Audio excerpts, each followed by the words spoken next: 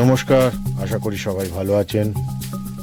প্রথম পর্বের ভিডিওতে ভুটানের রাজধানী থিম্পু সম্বন্ধে কিছু বিবরণ দিয়েছিলাম। থিম্পুর প্রথম দিনটি ছিল আমার কাছে একদম স্বপ্নের মতো। শহরের পরিচ্ছন্ন রাস্তা, পাহাড় ঘেরা চারপাশ আর বৌদ্ধ সংস্কৃতি, শান্ত পরিবেশ, মন ভরে গিয়েছিল আমার। থিম্পু শুধু দিনের আলো নয়, সন্ধ্যার পরেও এক নতুন রূপে ধরা দেয়। শহরের সন্ধ্যা, রাতের সৌন্দর্য, যেখানে থিম্পুর প্রাণবন্ত বাজার, রাত্রি, বাতাসে মন্দিরে ঘণ্টা ধ্বনি আর স্থানীয় মানুষের হাসিমুখ আমাকে মুগ্ধ করেছিল। কিন্তু সেই দিনের গল্প এখানেই শেষ নয়। আর শোনাবো এক নতুন গল্প। সেই গল্প যেখানে নদীর ধ্বনি, পাহাড়ের নীরবতা আর স্থানীয় মানুষের সঙ্গে কিছু মুহূর্ত আমাকে আরো গভীরভাবে এই জায়গা প্রেমে পড়তে বাধ্য করেছিল। ভুটানের প্রথম পর্বের ভিডিওটিতে আপনাদের যেভাবে সাড়া পেয়েছি তার জন্য আপনাদের সবাইকে ধন্যবাদ জানাই। ভুটানের এই দ্বিতীয় পর্বের ভিডিওটিতে থাকছে পারো ও পুনাকা সম্বন্ধে তথ্যচিত্র। আশা করি আপনাদের ভালো লাগবে। এটি হলো ভুটানের অন্যতম সুন্দর উপত্যকা পারো, যেখানে প্রকৃতি, ঐতিহ্য এবং আধ্যাত্মিকতা একসঙ্গে মিলিত হয়েছে। উচ্চ হিমালয় কোলে অবস্থিত এই উপত্যকাটি শুধু ভুটানের প্রধান প্রবেশদ্বারই নয়, এটি দেশের অন্যতম আকর্ষণীয় ও দর্শনীয় স্থান।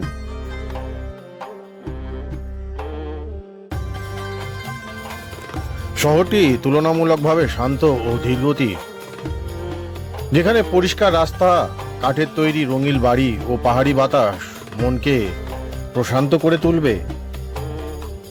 এখানকার স্থানীয়রা বৌদ্ধ ধর্ম অনুসারে জীবনযাপন করে, তাই এখানে এক ধরনের আধ্যাত্মিক আবহাওয়া অনুভব করতে পারবেন। পারোর বাজারে ভুটানি পোশাক, কাঠের কারুকার্য, হস্তনির্মিত গহনা ও থাঙ্কা চিত্র পাওয়া যায়, যা ভুটানের এক আলাদা ঐতিহ্য বহন করে। সকালে কুয়াশা ঢাকা উপত্যকা, দিনের বেলা সূর্যালোকে ঝলমলে মাঠ, আর সন্ধ্যায় পাহাড়ের আড়ালে সূর্যাস্তের মায়াবী দৃশ্য এক আলাদা অন্যরকম অনুভূতি দেবে আপনাদের। শীতকালে হালকা বরফে ঢাকা পাহাড় ও মঠগুলো যেন এক স্বর্গের রাজ্য বলে মনে হবে।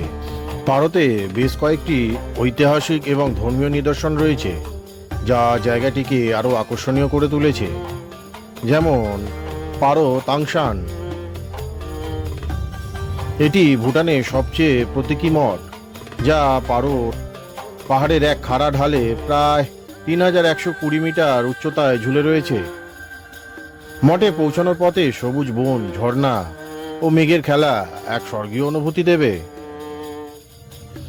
পারো জং, পারোর কেন্দ্রস্থলে অবস্থিত এই জং বা দুর্গ মঠ বিশাল কাঠের সেতু ও মনোমুগ্ধকর স্থাপত্যের জন্য বিখ্যাত। বসন্তকালে এখানে পারো তেসু উৎসব হয়, যেখানে মুখোশ নৃত্য এবং বৌদ্ধ ধর্মের আচার অনুষ্ঠিত হয়।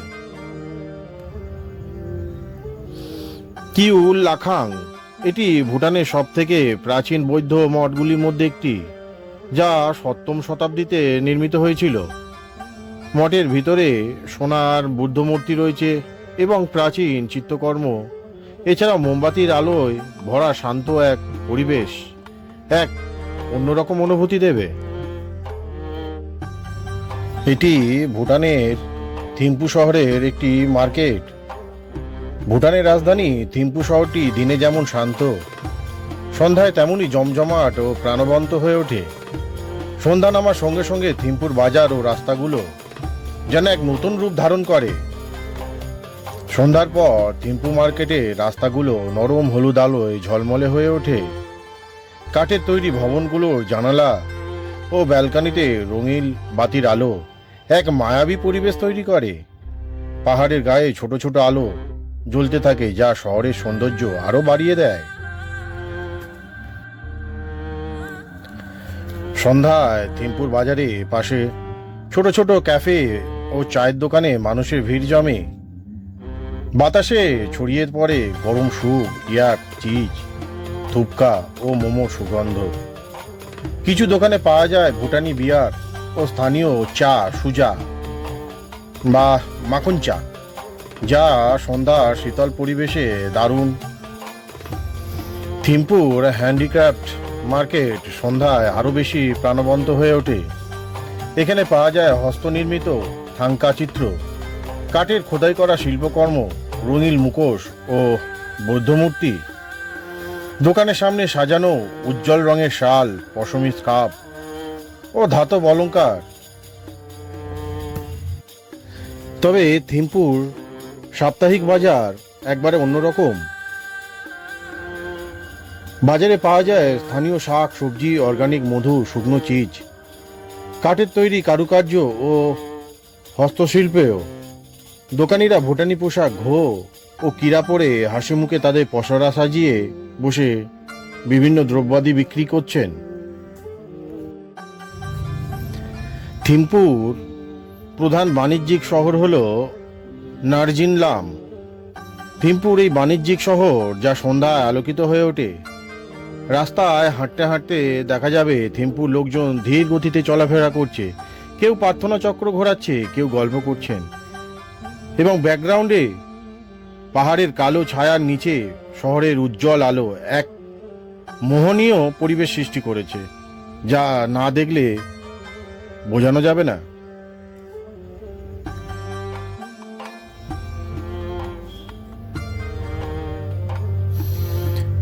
ভুটানের এখানে সংস্কৃতি ও সৌন্দর্যের এক অপরূপ মিলনস্থল।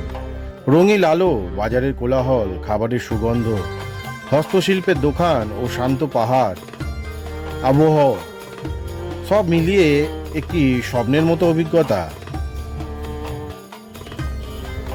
থিম্পুর রাস্তায় সন্ধ্যার পর অনেক ছোট ছোট স্ট্রিট মার্কেট বসে, যেখানে পাওয়া যায় ভুটানের ঐতিহ্যবাহী খাবার, যা পাওয়া যায় যেমন থুপকা বা থুকপা, গরম নুডলস, স্যুপ যা শীতে বেশ জনপ্রিয়, এমা দাতসি, ঝালমরিচ ও চিজের তৈরি ভুটানের জাতীয় খাবার, মোমো, ভুটানি স্টাইলে তৈরি ডাম্বলিং, সুজা, বিখ্যাত ভুটানি মাখন চা। ঠিক সন্ধ্যা 6টা বাজতেই আমি পৌঁছে যাই এখানে, মানে নার্জিনলাম রোডে, যা থিম্পুর সবচেয়ে ব্যস্ত বাজার এলাকা। দিনের তুলনায় সন্ধ্যায় এখানে মানুষের আনাগোনা বেড়ে যায়। তারপর একটু এগিয়ে এসে আমি একটি দোকানে 1 প্লেট এমাদাসি অর্ডার দিলাম, যা ভুটানের জাতীয় খাবার, ঝাল মরিচ আর গলানো চিজের মিশ্রণ, এক কথায় অসাধারণ খেতে। সঙ্গে ছিল গরম সুজা, আগেই বলেছিলাম, মাখন দেওয়া চা, যা শীতের ঠান্ডায় দারুণ আরামদায়ক লেগেছিল আমার। সন্ধ্যার এই শান্ত পরিবেশ, বাজারের কোলাহল আর চারপাশে ঐতিহ্যবাহী আবহাওয়া আমার মনে এক গভীর ছাপ ফেলেছিল। থিম্পু মার্কেটের এই সন্ধ্যা যেন এক স্বপ্নের মতো, যা আমি চিরকাল মনে রাখব। পরের দিন সকালে ব্রেকফাস্ট করে আবার বেরিয়ে পড়লাম পারোর চারদিকে বিভিন্ন দর্শনীয় স্থানগুলি দেখার জন্য। রাতে পারো হয়ে ওঠে এক রহস্যময় সৌন্দর্য শহর। পারো জঙ্গের আলো, নদীর কলকল ধ্বনি, পাহাড়ের গায়ে ছোট ছোট আলোকবিন্দু, সব মিলিয়ে এক মায়াবী পরিবেশ তৈরি হয়। পারো শুধু ভুটানের একটি শহর নয়, এটি একটি প্রাকৃতিক ও সাংস্কৃতিক রত্নভাণ্ডার। যা উচ্চ হিমালয় কোলে অবস্থিত এই ছোট্ট শহরটি প্রকৃতিপ্রেমী ও ভ্রমণ পিপাসুদের জন্য এক স্বর্গরাজ্য।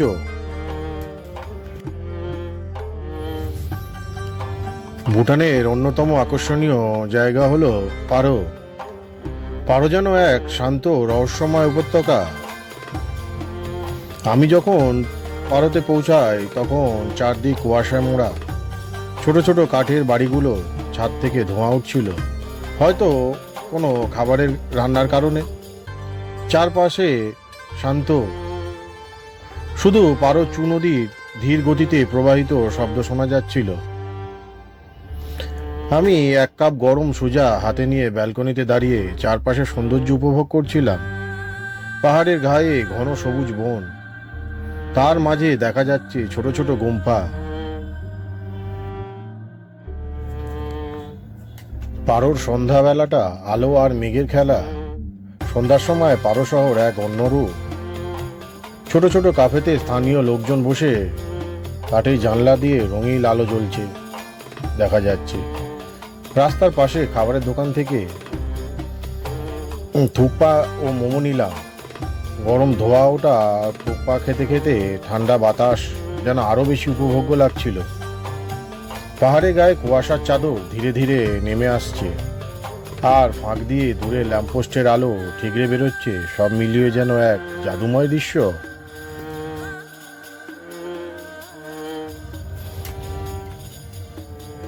তাকসাং থেকে ফিরে বিকেলে গেলাম পারোজংয়ের দিকে, যা ভুটানের অন্যতম সুন্দর দুর্গ। কাঠের তৈরি বিশাল দরজা পেরিয়ে ঢুকতেই দেখলাম বিশাল প্রার্থনা চক্র, আর লাল পোশাক পরে বৌদ্ধ ভিক্ষুরা ধ্যান করছেন। এখান থেকে পারো নদী ও আশেপাশের গ্রামগুলো দেখতে খুবই সুন্দর লাগছিল।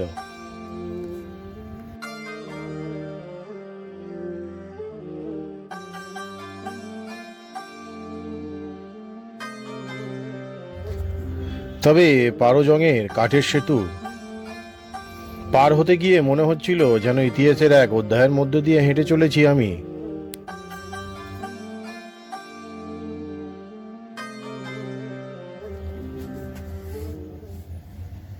এখানকার মানুষের সরল জীবনযাত্রা ও প্রকৃতি একত্রে মিলে এক স্বপ্নের মতো পরিবেশ তৈরি করেছে। আমি যখন পারো ছেড়ে আসছিলাম তখন মনে হচ্ছিল এই শহর আমাকে এক টুকরো শান্তি দিয়ে গেল, যা আমি সারা জীবন মনে রাখবো। আমরা এখন যাচ্ছি দুচুলা পাসের উদ্দেশ্যে। ভুটানের অন্যতম সুন্দর ও মনোমুগ্ধকর স্থান হলো দুচুলা পাস, যা থিম্পু থেকে পুনাকা যাওয়ার পথে প্রায় 3100 মিটার উচ্চতায় অবস্থিত। এই জায়গাটি শুধু তার প্রাকৃতিক সৌন্দর্যের জন্য নয়, ঐতিহাসিক ও আধ্যাত্মিক গুরুত্বের জন্য বিখ্যাত। দোচুলার সবুজ পাহাড় ও শ্বেত স্তূপ এবং মেঘের আনাগোনা এক স্বপ্নময় জগৎ মনে হবে।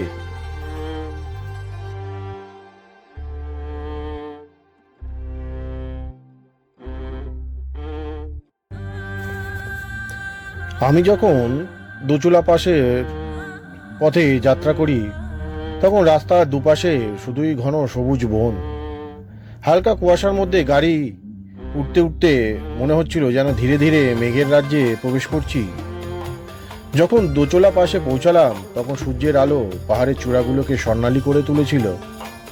প্রথম ঝলকেই চোখে পড়ল 108টি সাদা স্তূপ, যা সারিবদ্ধভাবে সাজানো।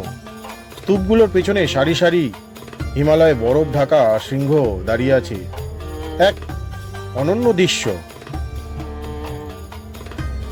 দোচুলার সবচেয়ে আকর্ষণীয় দিক হলো এখানকার 108টি চোরতেন বা স্তূপ, যা ভুটানের চতুর্থ রাজা জিগমে সিংকে ওয়াংচু এবং তার সৈন্যদের স্মরণে তৈরি করা হয়েছে। প্রতিটি স্তূপের গায়ে সুন্দর কারুকার্য করা, আর এর মাথায় ছোট ছোট স্বর্ণের শিখর। স্তূপগুলোর চারপাশে ধূপের গন্ধ আর বাতাসে উঠতে থাকা প্রার্থনার পতাকা এক পবিত্র পরিবেশ তৈরি করেছিল। স্তূপগুলোর মাঝখান দিয়ে হাঁটার সময় মনে হচ্ছিল যেন সময় ধীরে ধীরে থেমে গেছে। যদি আকাশ পরিষ্কার থাকে তাহলে দোচুলা পাস থেকে হিমালয়ের খুব সুন্দর দৃশ্য দেখা যায়। সূর্য ওঠার সময় পাহাড়গুলোর বরফ যেন সোনালী রং ধারণ করে, যা এক অদ্ভুত সুন্দর দৃশ্য দেখায়। তবে যদি কুয়াশা থাকে তাহলে জায়গাটি হয়ে যায় আরো রহস্যময়। মাঝে মাঝে মেঘের ফাঁক দিয়ে স্তূপ আর পাহাড় উকি দেয়, যা মনে হয় যেন কোনো কালো গল্পের দৃশ্য। দোচুলা পাসের ইতিহাস মূলত জড়িয়ে আছে 2003 সালে ভুটান ও ভারত সীমান্তে সংঘটিত এক গুরুত্বপূর্ণ সামরিক অভিযানের সঙ্গে। 1990-এর দশকে ভুটান ও ভারতের সীমান্ত এলাকায় উগ্রপন্থী গোষ্ঠীগুলোর কার্যক্রম বেড়ে গিয়েছিল, যারা ভারতের উত্তর পূর্ব অঞ্চল আক্রমণ চালানোর জন্য ভুটানের জঙ্গলে আশ্রয় নিয়েছিল। 2003 সালে ভুটানের চতুর্থ রাজা জিগমে সিংহে ওয়াংচুক নিজেই নেতৃত্ব দিয়ে এই গোষ্ঠীগুলোকে বিতাড়িত করার জন্য একটি সফল সামরিক অভিযান পরিচালনা করেন। এই বিজয়ের পর রাজপরিবার ও ভুটানের জনগণ নিহত সৈন্যদের স্মরণে এবং দেশের শান্তির প্রতীক হিসাবে 108টি চোরতেন বা স্তূপ নির্মাণ করেন। দুচুলা পাশে অবস্থিত 108টি চোরতেন বা স্তূপগুলি শুধুমাত্র একটি স্মৃতিস্তম্ভ নয়, বরং এটি ভুটানের বৌদ্ধ ঐতিহ্যের প্রতীক। এগুলো নির্মাণ করেন ভুটানের রানীমা আশিদর্জি ওয়াংমো ইয়াংচুক। প্রতিটি স্তূপের গঠন ভুটানি স্থাপত্য এবং ধর্মীয় বিশ্বাসের সাথে সামঞ্জস্যপূর্ণ। স্তূপগুলো বৌদ্ধ ধর্মের পবিত্রতা, শান্তি এবং পুনর্জন্মের প্রতীক হিসাবে বিবেচিত হয়। এই স্তূপগুলো নির্মাণের মাধ্যমে ভুটানের রাজপরিবার যুদ্ধের পর দেশের শান্তি ও স্থিতিশীলতা নিশ্চিত করার বার্তা দিয়েছেন। এই দোচুলাপা শুধু একটি মনোমুগ্ধকর পর্যটন স্থান নয়, এটি বলা যায় ভুটানের সাহসী ইতিহাস, বৌদ্ধ ধর্মীয় বিশ্বাস এবং শান্তির প্রতীক। চতুর্থ রাজা জিগমে সিংহে ওয়াংচুকের নেতৃত্বে দেশ যে শান্তি ও নিরাপত্তা অর্জন করেছিল, সেই ইতিহাসের প্রতীক হয়ে দাঁড়িয়ে আছে এই 108টি চোরতেন। আজ এটি শুধুমাত্র ভ্রমণ পিপাসুদের জন্য নয়, বরং ভুটানিদের জন্য গর্ব এবং শ্রদ্ধার স্থান। সকালবেলাতে যখন গাড়ি দোচুলা পথে এগোচ্ছিল, তখন চারপাশে শুধু সবুজ বন। গাড়ি থেকে নামার পর শীতল বাতাস যেন শরীরের প্রতিটি কোষকে সতেজ করে তুলল। চারপাশে তখন 108টি চোরতেন অপূর্ব শৃঙ্খলায় দাঁড়িয়ে। স্তূপগুলোর গা বেয়ে ছড়ানো সূর্যের আলো এক অন্যরকম পরিবেশ তৈরি করেছে। মেঘের ফাঁক দিয়ে দূরের হিমালয়ে বরফচ্ছাদিত পর্বতমালা মাঝে মাঝে উকি দিচ্ছিল, সে এক অপূর্ব দৃশ্য। আমি ধীরে ধীরে স্তূপগুলোর মাঝ দিয়ে হাঁটতে লাগলাম। প্রতিটি স্তূপই যেন এক অনন্ত শান্তির প্রতীক। বাতাসে ধূপের গন্ধ আর ধীরে ধীরে উঠতে থাকা প্রার্থনার পতাকা আর এক অদ্ভুত নিস্তব্ধতা আমাকে এক অন্যরকম জগতে নিয়ে গেল। মনে হচ্ছিল এই জায়গায় প্রতিটি পাথর, প্রতিটি বাতাসের ঝাপটা বয়ে আনছে কোনো এক প্রাচীন ইতিহাসের গল্প।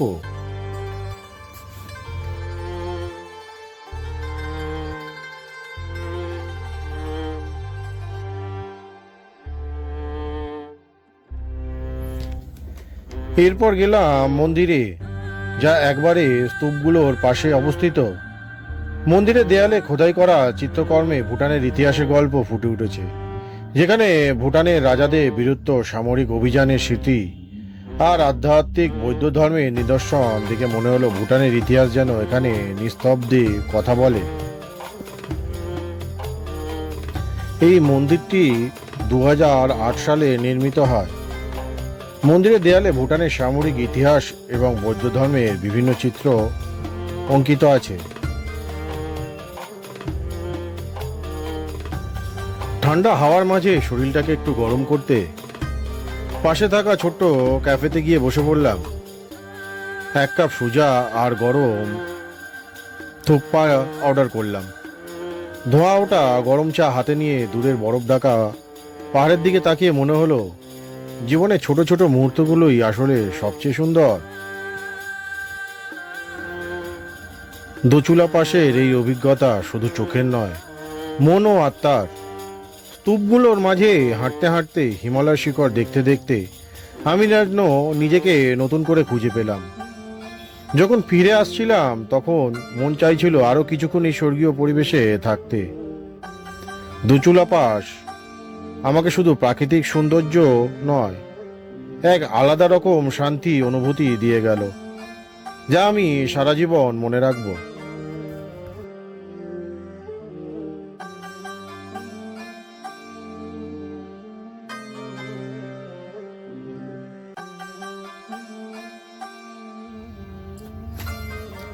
এটি হলো পচু নদী।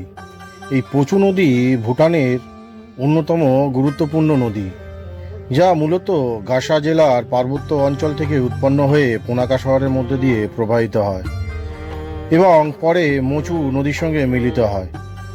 এই দুই নদীর সংযোগস্থলে পুনাকা জং অবস্থিত, যা ভুটানের সবচেয়ে ঐতিহাসিক এবং সুন্দর দুর্গগুলোর একটি। পচু নদীর সৌন্দর্য ও আকর্ষণ বলতে যা বোঝা যায়, প্রথমেই বলি পুনাখা জং। পচু এবং মোচু নদীর সংযোগস্থলে অবস্থিত ভুটানের অন্যতম দর্শনীয় স্থাপনা, যা 1637 সালে নির্মিত হয়েছিল।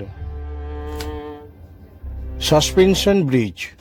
পচু নদীর উপর নির্মিত এই ব্রিজ 160 মিটার লম্বা, অত্যন্ত জনপ্রিয় পর্যটন স্পট।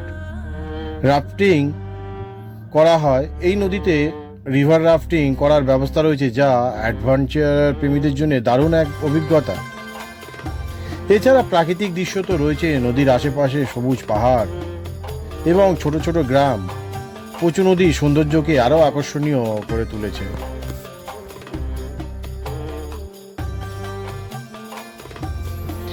এই পচু নদী অক্টোবর থেকে এপ্রিল এই সময়টা নদীর জল বেশ পরিষ্কারই থাকে এবং আবহাওয়া সুন্দর থাকে। তবে বর্ষাকাল মানে জুন থেকে সেপ্টেম্বর নদীর স্রোত বেশ বেশি তীব্র হয়ে ওঠে এবং কাদা মিশে জলের রঙও বদলে যায়।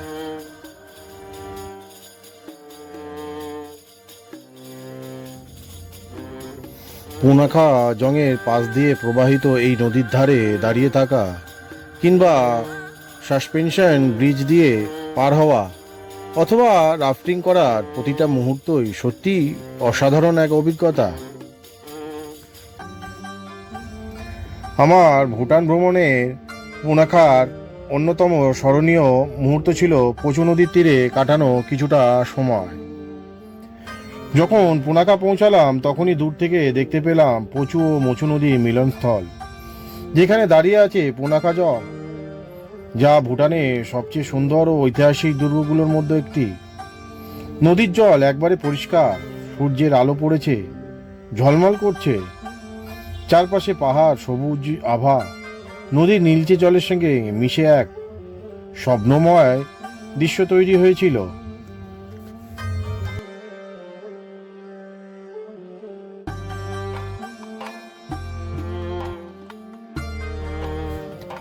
ভবিষ্যতে কখনো ভুটান গেলে আবারও ফিরে যেতে চাই পচু নদীর ধারে, যেখানে প্রকৃতি ও ইতিহাস মিশে এক সৌন্দর্য সৃষ্টি তৈরি করেছে অন্য রকমের। পরের গন্তব্য ছিল পারো জং, যা স্থানীয়ভাবে রিংপু জং নামে পরিচিত। বিশাল কাঠের সেতু পেরিয়ে জংয়ের ভেতরে ঢুকলাম। এখানকার স্থাপত্য, বিশাল প্রার্থনা কক্ষ আর দেয়ালে আঁকা ঐতিহ্যবাহী থাঙ্কা প্রিন্টিং আমাকে অবাক করেছিল। আপনারা এটি দেখছেন পারো বিমানবন্দর। ভুটানের একমাত্র আন্তর্জাতিক বিমানবন্দর হলো পারো আন্তর্জাতিক বিমানবন্দর।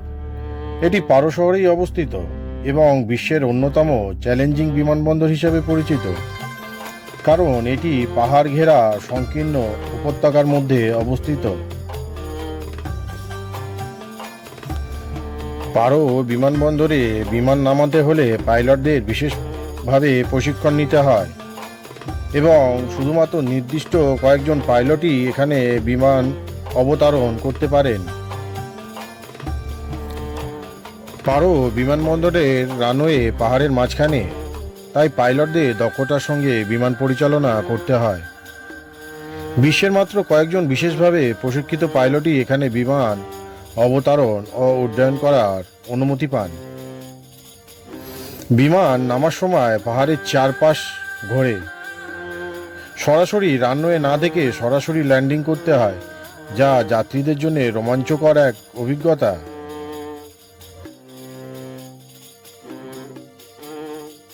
একটু লক্ষ্য করলেই দেখতে পাবেন যে একটি বিমান রানওয়ে থেকে উড়ছে।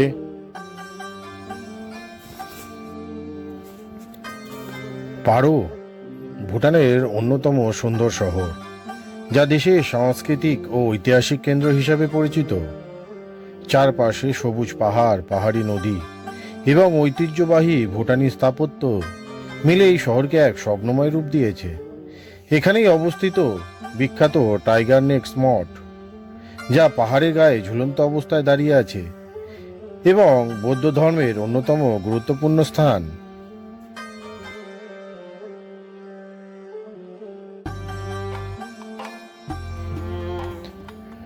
সন্ধ্যায় পারো ছোট্ট রাস্তায় হাঁটছিলাম। বাতাস ঠান্ডা হয়ে আসছিল, আকাশ ছিল ঝকঝকে পরিষ্কার। চারদিকে ছোট ছোট রেস্টুরেন্ট আর কাঠের ঘরগুলো জানালা দিয়ে হলদে আলো বেরোচ্ছিল। একটা রেস্টুরেন্টে ঢুকে হিমাদাতসি, ভুটানের জনপ্রিয় খাবার, অর্ডার করলাম। আগেই বলেছিলাম এটা এক ধরনের চিজ আর মরিচের তরকারি। প্রথমে ঝাল লাগলেও পরে এত ভালো লেগেছিল যে পুরো প্লেটটাই শেষ করে দিয়েছিলাম। সকালবেলা হোটেল থেকে বেরিয়ে যখন পারো নদীর ধারে হাঁটতে শুরু করলাম, তখন বাতাসে এক অপূর্ব নির্মলতা অনুভব করলাম।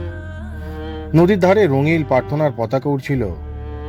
বাতাসে সেগুলি দোলার সঙ্গে যেন নদীর কলধ্বনি মিশে এক সুরেলা অনুভূতি সৃষ্টি হয়েছিল। নদীর জল এতটাই পরিষ্কার যে তার তলদেশ পর্যন্ত দেখা যাচ্ছিল। ছোট ছোট পাথর, মাঝে মাঝে ছোট ছোট মাছের ঝাঁক, আর নদীর ধারে বসে থাকা কিছু স্থানীয় মানুষ, সব মিলিয়ে এক আলাদা রকম পরিবেশ তৈরি হয়েছিল। সন্ধ্যার সময় পারো নদীর সৌন্দর্য আরো অন্যরকম হয়ে ওঠে। আকাশের রং বদলে গিয়ে লাল, কমলা, সোনালি আভায় ভরে ওঠে, আর সেই আলো নদীর জলে প্রতিফলিত হয়। ভুটান ছেড়ে আসার পর চোখ বন্ধ করলে মাঝে মধ্যে এখনো মনে হয় আমি সেই নদীর ধারে বসে আছি। ঠান্ডা বাতাস বইছে আর পারো নদীর স্রোত আপন গতিতে বয়ে চলেছে। ঠিক যেমন আমার স্মৃতির ভেতরে এই মুহূর্তগুলো চিরকাল রয়ে যাবে। এটি প্রকৃতির এক শিল্পকর্ম, যা সময়ের স্রোতে বদলে যায়, কিন্তু তার সৌন্দর্য কখনো ম্লান হয় না।